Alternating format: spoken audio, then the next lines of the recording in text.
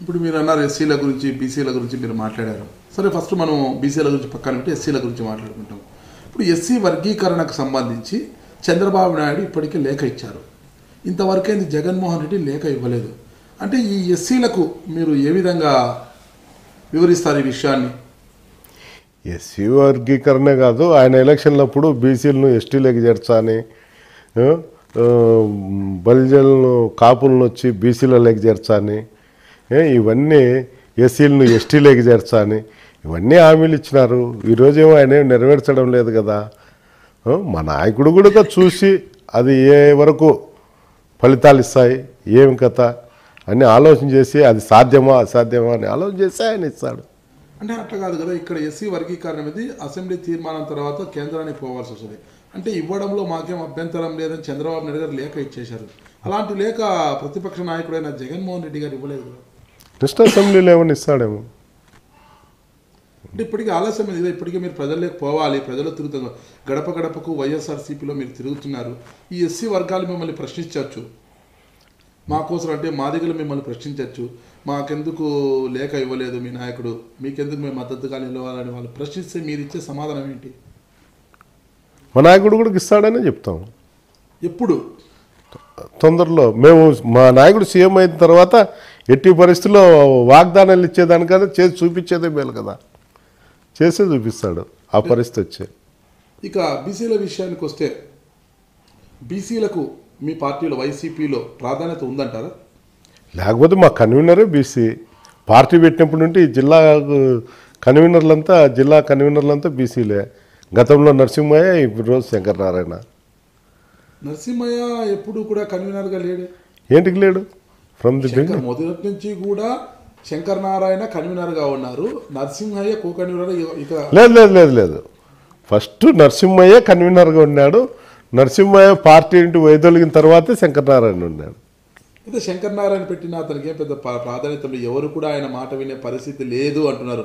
అంటే రెడ్ల రాజ్యంలో, రెడ్ల పార్టీలో ఒక బీసీ అయిన శంకర్ నారాయణని ఒక తోలుబొమ్మలా చూస్తున్నారు తప్పితే ఎవరు కూడా శంకర్ నారాయణ మాటలను ఖాతరు చేసే ఇది లేదంటున్నారు. ఇది ఎంతవరకు వాస్తవం అంటారు? ప్రతిపక్షాలు సవాల్ వచ్చి చెప్పచ్చండి.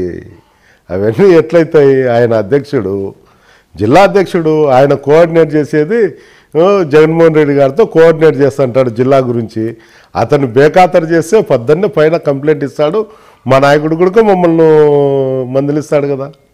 వైసీపీలో కూడా వర్గపోరు ఎక్కువగా ఉంది జిల్లాలో. అంటే ఇప్పటికీ అనంతరామరెడ్డి గారు ఏ వర్గానికి చెందకపోయినా ఆయన మాత్రం ఒక వర్గంగా సపరేట్గా ఉంటారు. అంటే ఇక్కడ గురునాథ్ రెడ్డి వాళ్ళ వర్గం ఒకటి, ప్రకాష్ రెడ్డి వాళ్ళ వర్గం ఒకటి, మన ఉరవకొండ ఎమ్మెల్యే ఒక వర్గంగా ఉంటున్నారు. ఇలా ఎవరికి వారు వర్గాలు ఉంటాయి. ఇటీవల కాలంలో పార్టీ ఆఫీస్లోనే గురునాథ్ రెడ్డి వర్గీయులు, డాక్టర్ రాజీవ్ రెడ్డి వర్గీయులు కూడా కొట్టుకోవడం కూడా జరిగింది. ఇలాంటి వర్గపోరులో మీరు ఎవరి వర్గంలో ఉంటున్నారు? నాకు వర్గాలు అనేది ఏం లేదు, కానీ జనరల్గా అందరితో నేను స్నేహ సంబంధాలతో ఉంటాయి. మా పార్టీ చిన్న పొరపాట్లు జరగడం అన్ని పార్టీలలో ఉండేది. ఏం వైఎస్ఆర్సీపీలో, తెలుగుదేశంలో దండిగా ఉంటాయి ఇంతకన్నా రెండింతలు. రెగ్యులర్గా మనం జ్యోతి పేపర్ చూస్తుంటాము. జ్యోతి పేపర్లో కదిరి ఉంది, రాప్తాడు ఉంది, ధర్మవరం ఉంది, అనంతపురం ఉంది, అన్ని ఊర్లలో ఉన్నాయి. అదే ఒక పార్టీలు అనేది ఏం కాదు. చిన్న సమస్యలు ఉన్నప్పుడు అది జిల్లా నాయకుడే దాన్ని సరిదిద్దుతాడు తప్ప ఏరే విధంగా ఏం లేదు. వైసీపీ ప్రతి నెల అలా ఖాళీ వస్తుంది. ఇప్పటికి 20కి చేరుకుంది ఆ సంఖ్య. అందరూ వెళ్ళిపోతుంటే ఇప్పుడు వచ్చి మీరు కొత్తగా పార్టీ సభ్యత్వం తీసుకొని నియోజకవర్గ ఇన్ఛార్జి బాధ్యతలు తీసుకున్నారు. అందరూ వెళ్ళిపోతున్న సమయంలో మీరెందుకు వచ్చారు పార్టీలోకి? నేను పార్టీలో మొదటుంటుండా వైఎస్ఆర్సీపీలో. బాధ్యతలు తీసుకోలేదు, ఒక చుట్టపు చూపుగా ఉన్నారు తప్పితే బాధ్యతలు తీసుకోలేదు. చుట్టం చూపుగా నేను యాక్టివ్గానే పార్టిసిపేట్ చేస్తాను. అక్కడ ఖాళీ ఉన్నది తాడిపత్రిలో. రామిరెడ్డి అన్నకు ఆరోగ్యం బాగాలేక కావచ్చు, ఇంకో విధంగా కావచ్చు, అక్కడ ఖాళీగా ఉన్నది. పేరం నాగిరెడ్డి గారు ఉన్నారు ప్రత్యామ్నాయంగా. ఆయన కూడా పార్టీ ఎలక్షన్ అయిపోయినప్పటి నుండి కూడా ఆయన యాక్టివ్గా లేడు. ఎందుకు? కారణం ఏమంటారు? కనుక్కున్నారు ఏమన్నా? కారణం ఏమంటే ఆయన వ్యాపారాలు ఉండొచ్చు, ఇంకోటి ఉండొచ్చు. ఆయనతో అయితే నేను మాట్లాడలేదు. యాక్టివ్. ఇప్పుడు మీరు కూడా పార్టీకి దూరంగానే ఉన్నారు. మీరు పార్టీ కోసము అంటే కార్యక్రమాలు చేసింది ఏమీ లేదు. పార్టీకి మీరు కూడా పేరం నాగిరెడ్డి గారి అలాగే దూరంగా ఉన్నారు. అప్పుడు మిమ్మల్ని ఎందుకు పిలిచి బాధ్యతలు ఇచ్చారు, పేరం నాగిరెడ్డిని ఎందుకు పిలిచి బాధ్యతలు ఇవ్వలేదంటారు?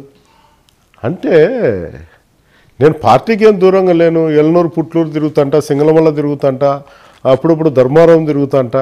నన్ను ఎవరు అయితే ఆహ్వానిస్తారో అక్కడంతా నేను తిరిగి అక్కడ ప్రజల్లో తిరుగుతుంట, అక్కడ నాయకులముడితో కోఆర్డినేట్ చేసుకుంటాంట.